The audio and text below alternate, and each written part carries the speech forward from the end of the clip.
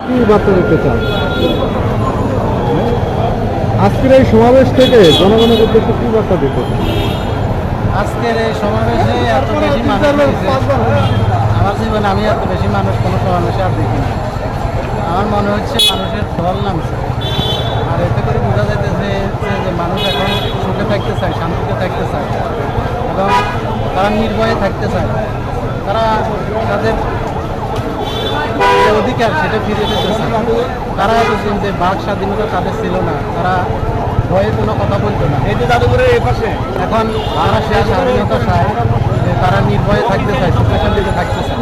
আর বাংলাদেশ জামাত ইসলামী এটাই চায় যে মানুষ যেন সুখে শান্তিতে থাকতে পারে, নিরাপদে থাকতে পারে, নির্ভয়ে থাকতে পারে।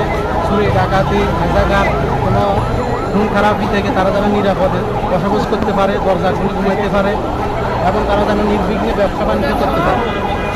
এজন্য মানুষ এখন ন্যায় ও ইনসাফ ভিত্তিক যারা কায়েম করার জন্য ঘোষণা দেয় তাদেরকেই তারা চায়। তারা তাদেরকে দেখতে পেয়েছে যে ন্যায়ের উপরে আছে, নীতির উপরে আছে, মানুষের সাথে ভালো ব্যবহার করে, ধৈর্য আছে, এই ধরনের ভালো লোকদেরকে তারা সাপোর্ট করে যাচ্ছে। এতে করে দেখা যাচ্ছে যে বাংলাদেশ জামাতে ইসলামীর পক্ষে মানুষের দল এত বেশি নামছে যে আমার মনে হচ্ছে যেন সামনে ইসলামী রাজ কায়েম হবে।